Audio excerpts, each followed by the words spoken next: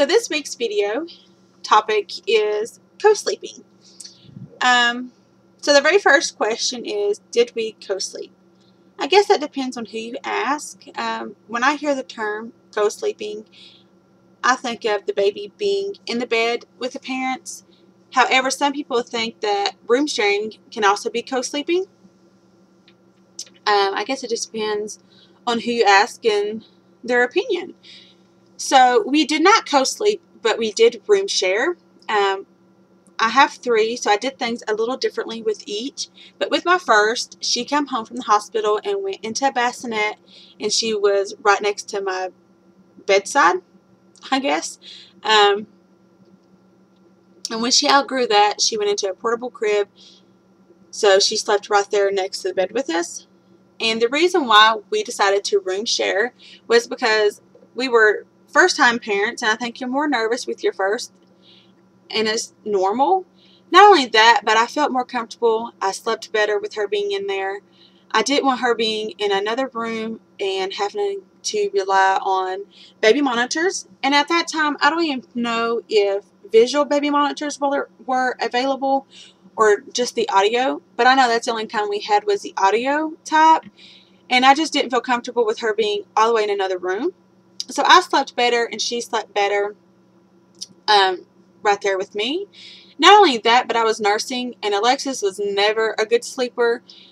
So she was up every hour and a half to 2 hours to nurse through the night. So it was just, I guess, more convenient to have her in there.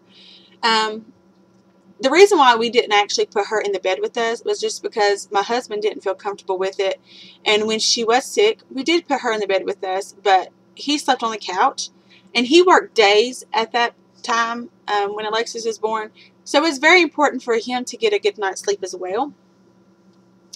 So, you know, we didn't really put her in the bed with us unless she was sick. And I just didn't really feel comfortable. I felt like I didn't sleep as good, always having to wake up and check on her, make sure, you know, I wasn't going to roll over on her or she wasn't rolled in too far on me and suffocate.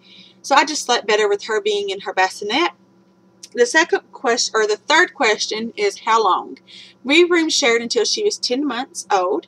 We probably would have room shared a lot longer than that, but when she was 8 months old, we moved from Louisiana to Kentucky. And maybe it's just being in a different home. I don't know. But from the time she was 8 months old, she did not sleep good at all. She was a very light sleeper. My husband would start snoring. She'd wake up. We would roll over and she'd wake up. So for about 2 months, finally, of not getting any sleep, I decided, you know, we was going to try putting her in her own room. So she actually got to sleep in her baby bed that we had bought her 10 months earlier that she never slept in. So, believe it or not, it worked like a charm. She slept through the night ever since. So that worked out perfectly for us. With Madeline, we room shared. But the first week or 2, she did sleep in the bed with me. My husband at this point in time was working nights, so it really wasn't up to him. He doesn't sleep in the bed at nighttime when he's off anyway, so it's basically up to me.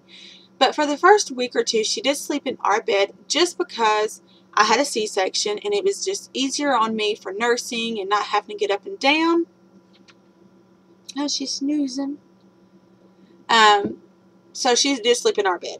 When she was about 2 weeks, she did move into her own crib, which was at the foot of our bed.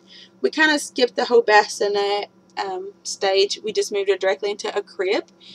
And the reason why we moved her at 2 weeks was because Madeline was a great sleeper. By the time she was 2 weeks, she was sleeping 5 hours at a time. So she was a really good sleeper. So we just put her in her crib.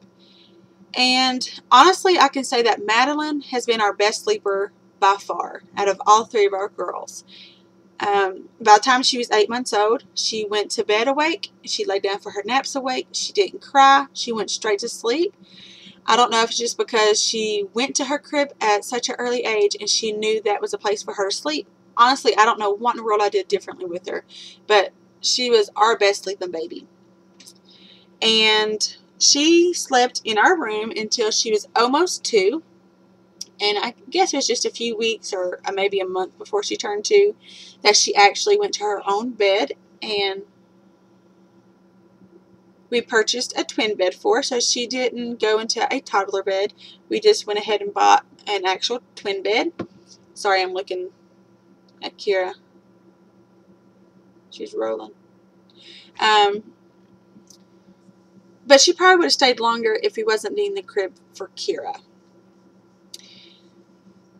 When we brought Kira home, of course, I had a C-section, so same thing. However, this time around, we purchased a co-sleeper. And that would have been a really good purchase if only I had bought it in the very beginning with my first one. So I would have got use out of it. Kira, she was just really clingy. I don't know if she was like that from day one, but she did not sleep in her co-sleeper whatsoever. She knew when she was in her co-sleeper, and she knew when she was in my bed. You could let her fall asleep in the bed and then put her in her co-sleeper, and it wasn't going to be 10 minutes later she's going to be awake. So if you wanted to sleep, she had to sleep in the bed with you. So she pretty much slept in our bed up until she started rolling really good. Now, she first rolled when she was about 4 or 5-ish months, but she wasn't actually rolling really good to where she could roll over, you know, pillows and stuff until she was probably closer to 7 months. So we pretty much then decided to put her into the crib at the foot of our bed. However, that wasn't going to work for Kira. She didn't sleep good at all. She was sort of kind of like Alexis. Every noise woke her up. Not only that, but then she was up every 10-15 minutes on her own just crying. So finally I was like, screw it. So we just took off the front rail, or the front part of the baby bed, and we just scooted it right up against our bed. And that's how she sleeps. And she still sleeps like that, and she's almost 21 months. I figured Kira will probably sleep with us probably until she's 4 or 5, if not longer. And it really doesn't bother me one bit because I enjoy having her in there. And 90% of the time, Madeline sleeps with me. I guess about 4 or 5 months ago, we had company over, and she had to sleep in our bed. Basically, ever since she's been there. But I feel more comfortable with them being in our room. And I feel more at ease. And I honestly wouldn't mind having all 3 in my bed. Especially now that they're all older. I sleep better when they're in there with me. Like if Madeline's in her bed, I don't sleep very good at all unless she's in my bed. I guess just because I'm used to having her in there. So this is basically my experience with co-sleeping or room sharing.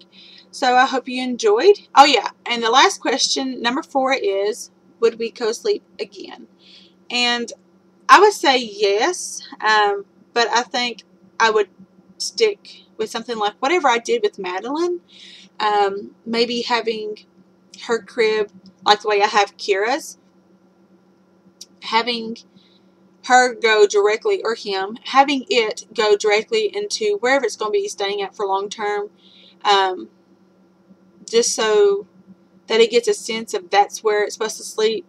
Kira's really, really clingy, and that's a good thing, but it also can be a bad thing. You know, she's my shadow. She's attached to me, and I honestly feel that has a big part with nursing, and not only that, but co-sleeping. So we would definitely co-sleep again. I guess it just depends on the situation. I guess I did everything differently with each child, so I guess we would figure out what would work for us again. So I hope you enjoyed watching. So thanks.